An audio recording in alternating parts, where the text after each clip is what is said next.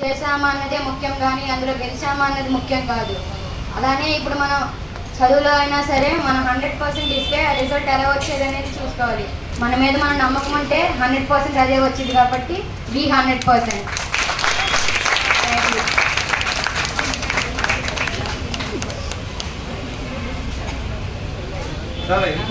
చదవాలనుకున్నారు, ఉదాహరణకు చెప్తున్నా. ఐఏఎం చదవాలంటే మెయిన్ కావాల్సింది ఈ డిస్కషన్, ఈ speaking.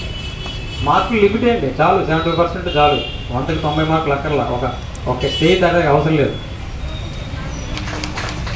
Good evening to all. Sir వచ్చాక మేము చాలా ఇంప్రూవ్ చేసుకున్నాం. చెప్పాలంటే ఇంకా కాన్సన్ట్రేషన్ బాగా పెరిగింది. ఏ సబ్జెక్ట్స్ అయితే రావట్లేదో ఎక్కువ కాన్సన్ట్రేషన్ దాని మీద పెట్టాలని అర్థమైంది.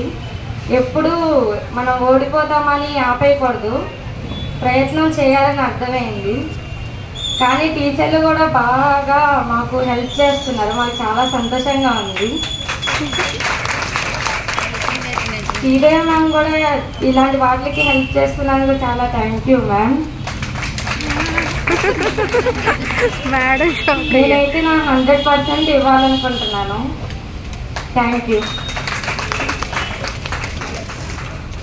ఇంకా నువ్వేం చెప్పలేదు, నువ్వేం ఇంప్రూవ్ అయినా చెప్పలేదు. జనరల్ స్టేట్మెంట్ ఇచ్చి వెళ్ళిపోతున్నావు పొలిటిషియన్ లాగా. నీలో ఏం మార్పు తెచ్చుకున్నావు?